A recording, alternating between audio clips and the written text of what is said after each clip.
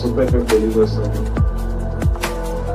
దీనికి సంబంధించి అందులో ఎక్స్ప్లెనేషన్ ఏమైనా అడుగుతుంటే, అలాగే విజయానంద్ గారు రిపోర్ట్ చేసిన తర్వాత మొత్తం పూర్తి రిపోర్ట్ ఇచ్చిన తర్వాత అడిగితే ఖచ్చితంగా చేస్తాను.